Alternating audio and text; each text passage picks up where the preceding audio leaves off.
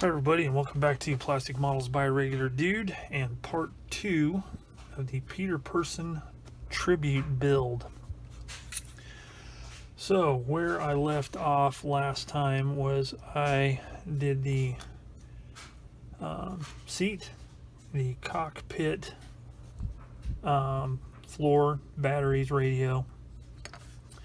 Got this cut out. Those parts are sub-assemblies that will be painted later once I get some more of the same color assemblies ready to go.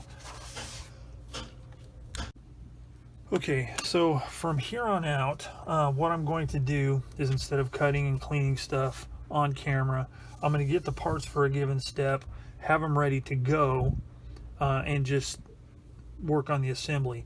If I come across something unusual about the cleanup or something to watch for, then I will definitely add that. Otherwise, it's just basic, cut it off the sprue, clean up the mold seam lines, and clean up any residual sprue gate that's left.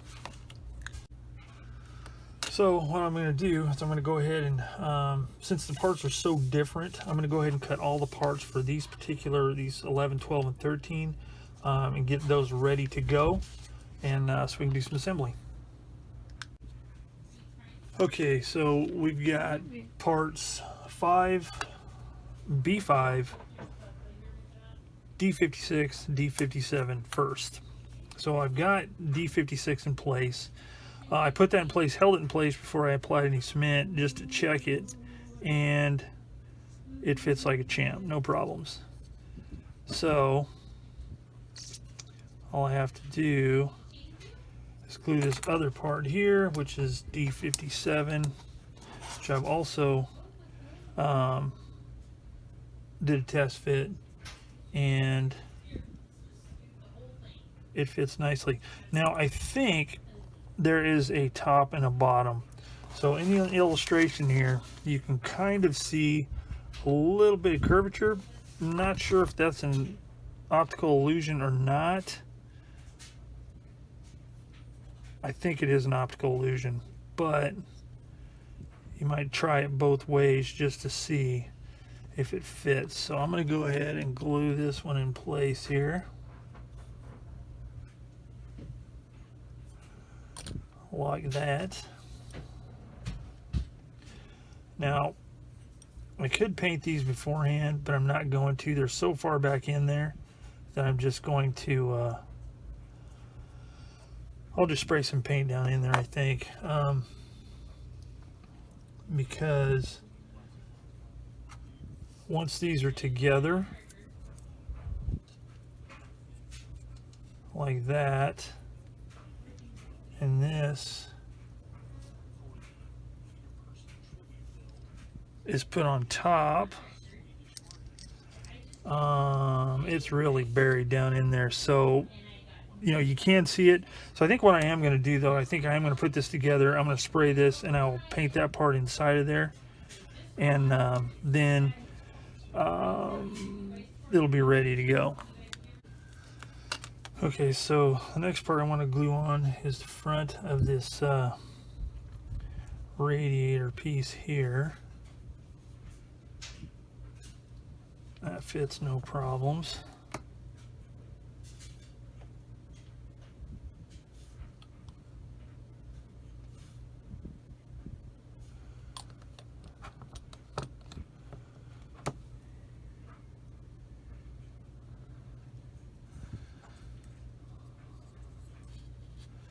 So that fits there like that. So I kind of need to determine what I'm gonna do. Whoops, had it upside down. As far as painting, and I think what I might do,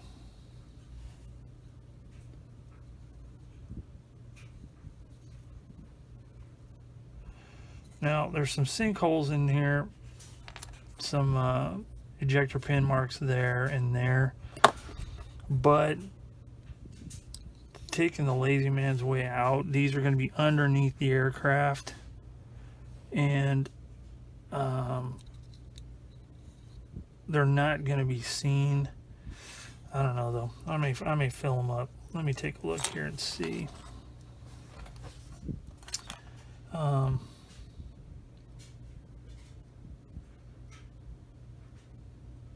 just not sure how visible they're going to be once they're together. And I know there's a lot of people, and I'm generally like this, where it's like, you know, I'll know it's there, blah, blah, blah. But I'm just not convinced, because that's some pretty tricky surfaces underneath there. And this fits underneath here like that, so really you'd be hard pressed to see those. So I think in the interest of time, and if I'm not mistaken, there's a cover on here, so I think in the interest of time I'm not going to fill those just because they're so far up in there. So that is basically done here. I just need to determine what I'm going to do as far as painting it. I need to go ahead and glue this together here. What I may do is I may spray this the appropriate color and then brush paint the radiators themselves. Maybe hit them with a little bit of silver to highlight them.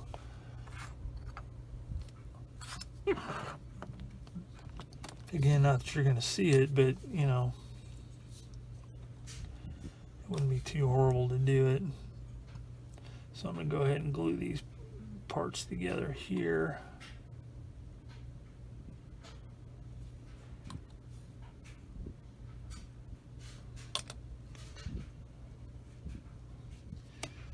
And then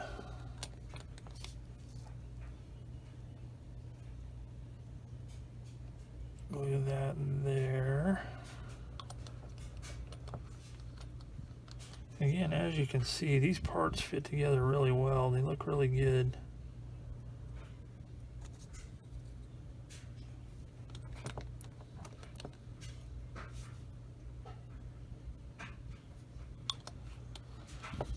Okay, so that is done and this is done. So I'm going to leave these separate so I can paint the insides of those before I get it all glued together.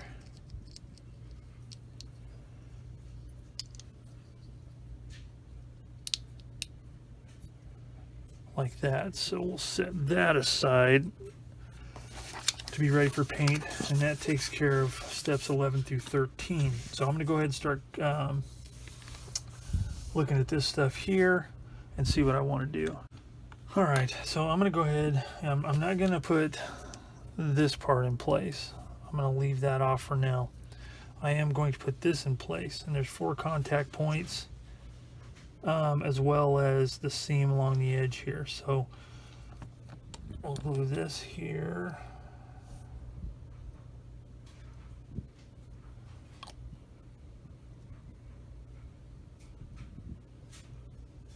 Do one side at a time and make sure it's seated down there really good.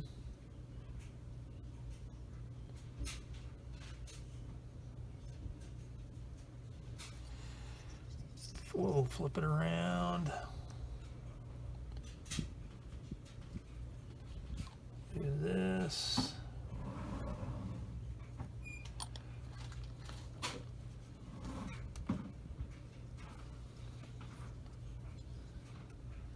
Make sure it's seated well. And then I'll apply the cement from this side since that's the biggest gap. Allow it to seep down in there.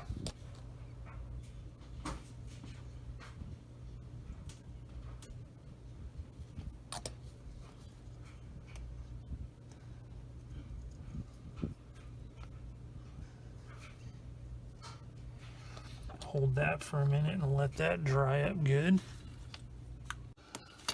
Okay, so parts 16A, 16B, 17, 18A, 18B, that mainly deals with, well, it only deals with the rear landing gear, the tail wheel.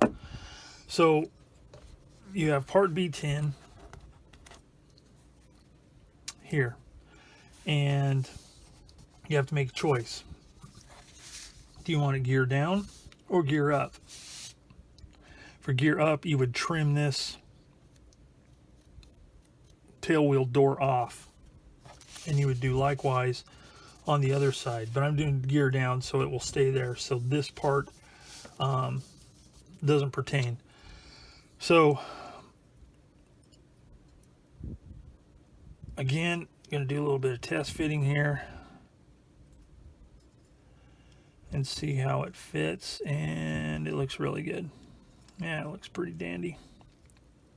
Okay, so what I need to do though, now here's something, and this is something that some people have complained about this kit, is there are some ejector pin marks here that are like, they're huge divots. I mean, they're really big, but they aren't actually ejector pin marks. Those are molded into the bottom. Now, I haven't looked at the inside of a tail wheel assembly, but I'm assuming that is there for a reason. So don't get all crazy and think you have to fill those in. Besides, even if it was, who in the world is gonna see it? Not me. So anyway, so the object is to glue this into place, and then the tail wheel assembly goes there and there, and then the other piece sandwiches on top of it. So this is another one of those things where I have to decide, what am I going to do? Am I going to glue it together now,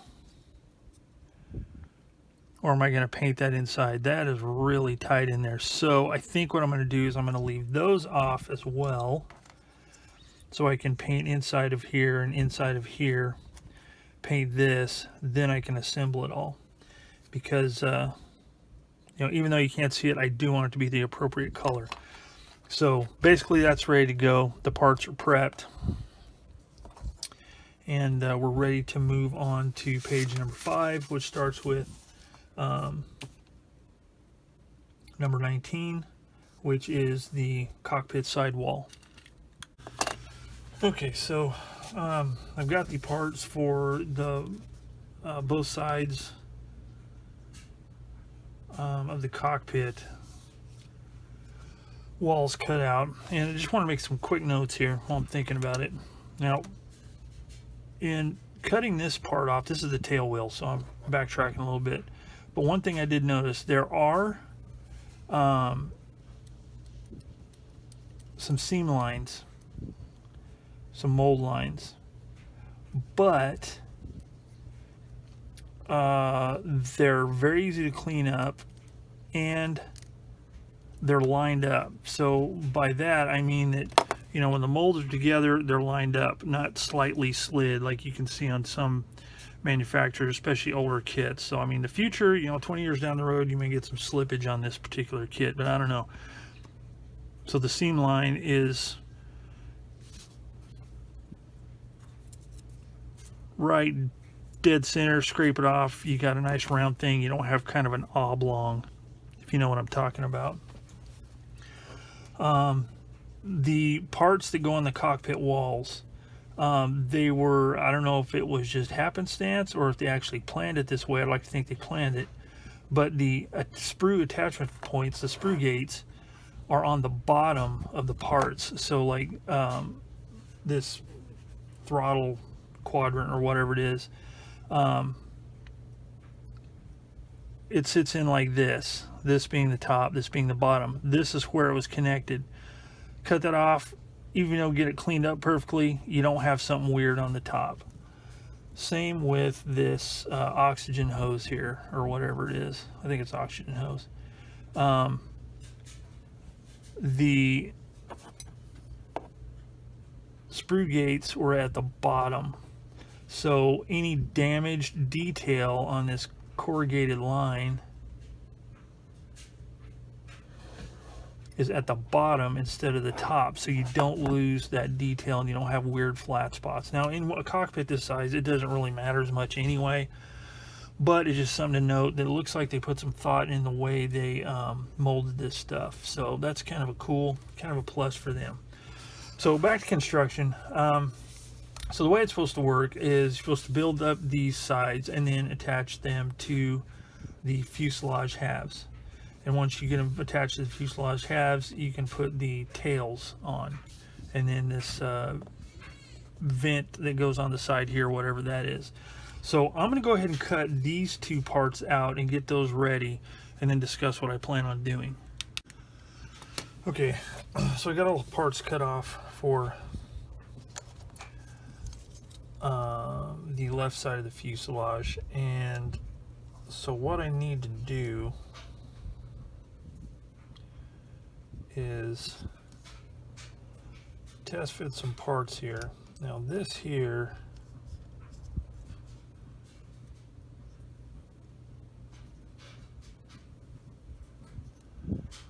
monkey around with that in a little bit. The main reason I wanted to do that is I want to take these cockpit sidewalls here and I want to glue them in place before I glue the details on. So what I did is I made sure it was all cleaned up, and that everything fits really flush. So when I glue it, there won't be a seam between the side cockpit sidewall and the outside edge of the fuselage. Then I can glue the other parts in. So what I'm going to do is I'm going to use these clamps here.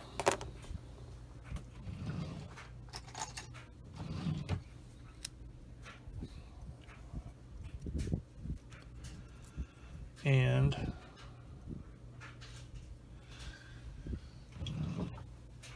stick it together. So in this case, what I'm going to do is I'm going to use my I'm going to use two cements. I'm going to use the thicker stuff and my Tamiya extra thin.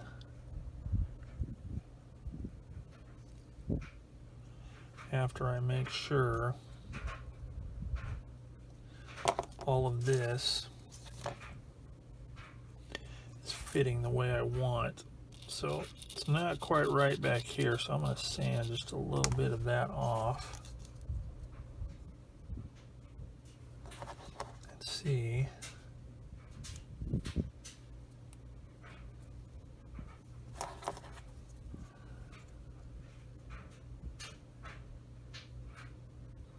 Yeah, it's much better. So I'll take some of this cement here.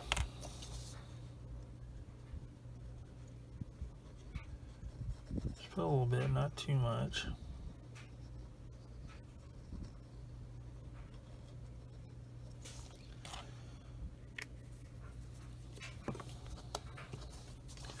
And the way they do this is really kind of cool. There's a cutout here that's exactly the same as this, and it just fits on there really nicely. Gives you a good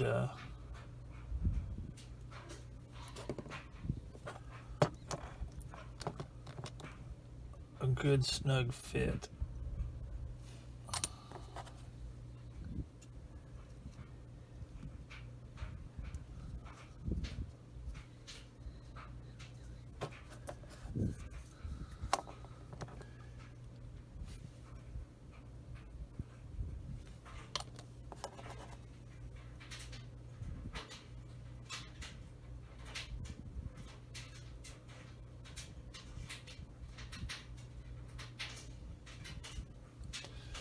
Like that, and then while that's there, I will put a little bit along the bottom edges.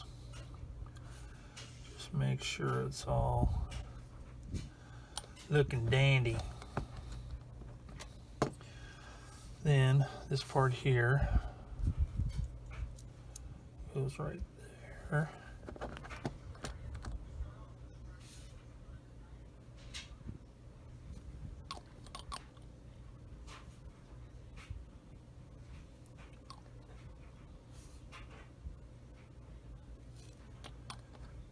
Get it all the way around.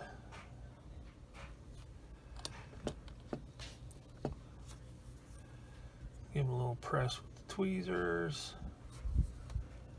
Voila. That looks really good. Alright, so I'm going to let that cure up for a minute, and I'm going to get these other parts for the other side ready.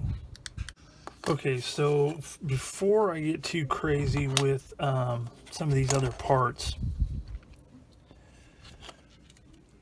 I got these glued in without the extra parts, just so they're in and they're in there solid.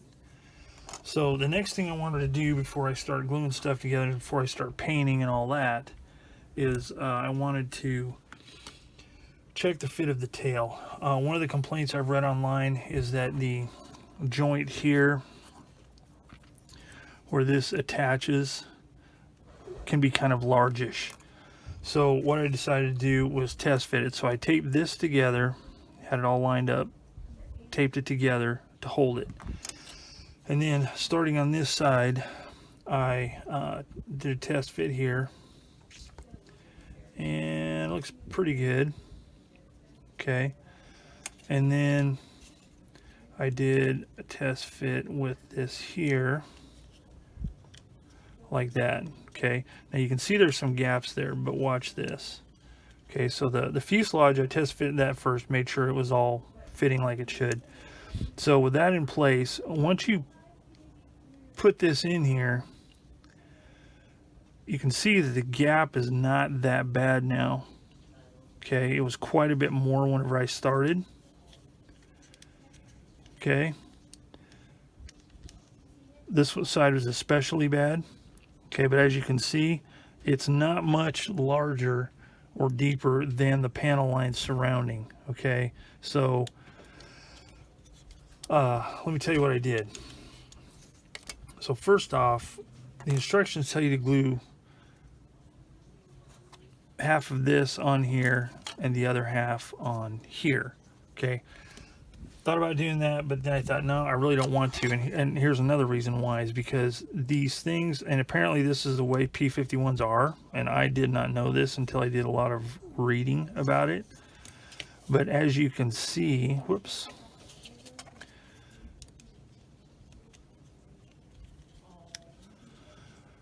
as you can see right here, the tail portion here is not in alignment with the center line of the aircraft. Now apparently it was intentionally made that way to compensate for the power of the engine or something. So don't freak out. There's a lot of stuff online about that's the way it's supposed to be. So, you know, don't wig out. You're cool. All right.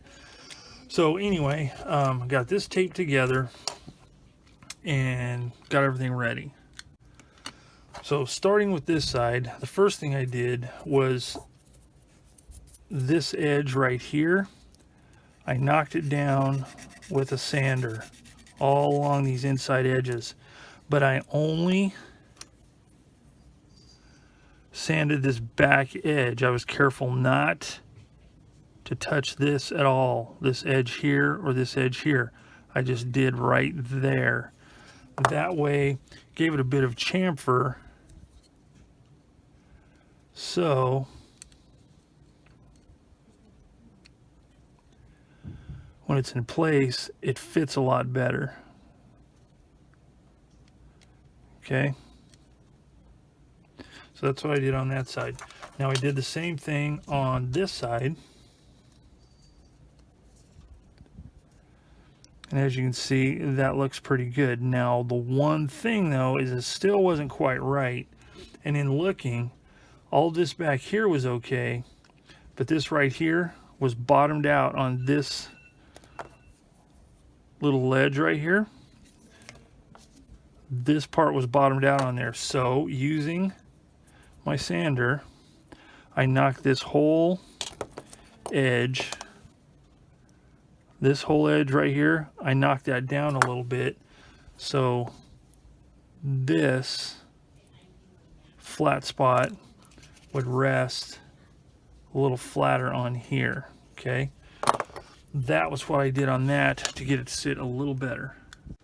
So that is basically how I did it. So whenever I put this together, what I'll do is I'll glue this together first, And then as I attach the halves together, I will make sure that is all glued in there quite nicely. But as far as the fit of the fuselage, it's pretty good. This part right here, it all looks pretty good. I think I am going to need some filler or some careful tweaking of the plastic.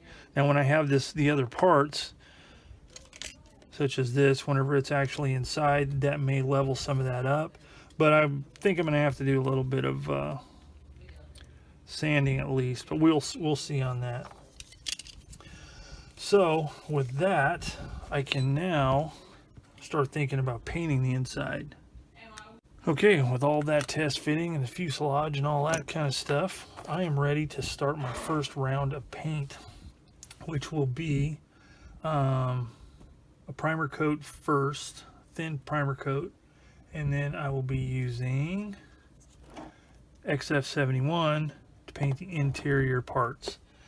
Once I do that, then I can detail paint the black stuff, paint this black, get the decals on it, and I'll be ready to close all that up. So I think I'm going to end the video right here.